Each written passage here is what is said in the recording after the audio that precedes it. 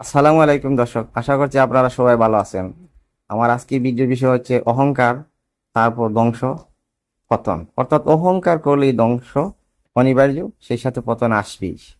এখানে কোরআন ও হাদিসের আলোকে অহংকার, ধ্বংস ও পতন সম্পর্কে তুলে ধরা হলো। অহংকার বা আমিত্ব কি? অহংকার হচ্ছে তুচ্ছ তাচ্ছিল্য জ্ঞান করা, মানুষকে হেয় জ্ঞান করা, আমিই বড়, এ ধরনের কর্মকাণ্ড পোষণ করাই হচ্ছে অহংকার। কেন মানুষ অহংকারী হয়? আল্লাহ তাআলা বলেন, মানুষ অবশ্যই সীমা লঙ্ঘন করে যখন সে নিজেকে অভাবমুক্ত মনে করে, তখনই সে অহংকারী হয়ে যায়। সূরা ৯৬ আলাক আয়াত নম্বর ৬ থেকে ৭। কেন মানুষ অহংকার করে? অহংকার হচ্ছে মূলত শয়তানের শয়তানীয় চরিত্র। ইবলিস ছিল ফেরেশতাদের শিক্ষক, কারণ সে অহংকার করে আল্লাহর আদেশ অমান্য করে।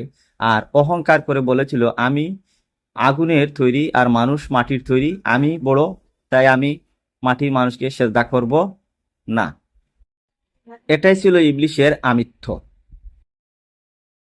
সে মহান রবের নাফরমানি করে।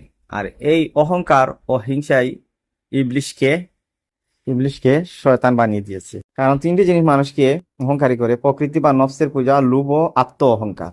নবী করিম সাল্লাল্লাহু আলাইহি ওয়াসাল্লাম তিনি আরো বলেন, অহংকারী হলো সবচেয়ে মারাত্মক ক্ষতিকারক।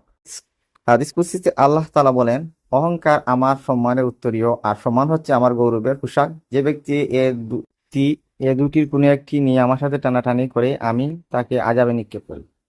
তাই আসুন আমরা সবাই অহংকার আর আমিত্ব বাদ দিয়ে সিরাতুল মুস্তাকিমের পথে চলে আল্লাহর আনুগত্য প্রকাশ করি। আমিন।